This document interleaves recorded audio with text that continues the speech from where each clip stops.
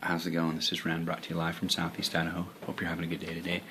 I do this in every video, so just bear with me here. Here's my office, my wife's office. We've been married for 16 years. We have 6 kids, and sorry, I'm talking a little bit quiet. My kids are asleep in the other room here. It's real early in the morning. We live in the mountains here. I don't know if you can see that, but there's snow outside. And wanted to talk a little bit today about the why. The why. A while back, I used to work for Netmark, and they were considered the #1 SEO company in the nation out of 9,000 companies. Great company. Anyway, one of the leaders there, John Broadbent,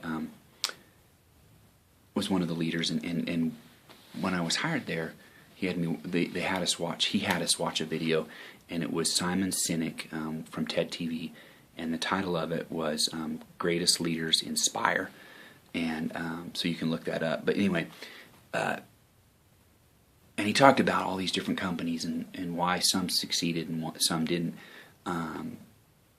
All about inspiration, all about the why, really, quite frankly. And the one story he talked about was the race to flight, and the Wright Brothers versus looking at my notes versus Samuel Langley. The Wright Brothers had all this. They just had raw passion. They were broke. I mean, they weren't educated. They didn't have some fancy degree. And Samuel Langley did. He was very educated. He had a whole bunch of investors backing him up. And the Wright brothers, they just took off and just for sheer passion wanted to fly. And so there was this race that went on, in the country. And the Wright brothers ended up succeeding. They ended up succeeding, and they were the first to fly. What ended up happening was when they did finally fly, Samuel Langley, you would think that his passion would be there enough to where he would be happy for the Wright brothers and almost collaborate with them and help innovate it to another level. But he didn't. He stopped. He was like, "Hey, they did it. I stopped," and he stopped. So why did the Wright brothers succeed when Sam Langley didn't? And I personally believe that it was because the Wright brothers' why was in place. They didn't do it for money. They didn't do it for notoriety, to be in some book. They were just so passionate. They wanted to fly, and they just and they gave it everything they got, And where Samuel Langley, his why was all about notoriety, was the money, was all that, and his passion. He didn't care about flying. He just wanted to be known for something. And so I think when companies lead with the why first and they're passionate first, I think it's just a huge deal. They're much more successful, and I believe that the same thing applies for for work and for what you go into as a career.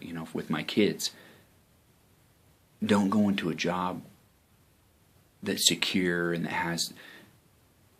If you don't like what it is that you do, go into something that you're passionate about, that you're good at, that you wake up feeling good going and doing.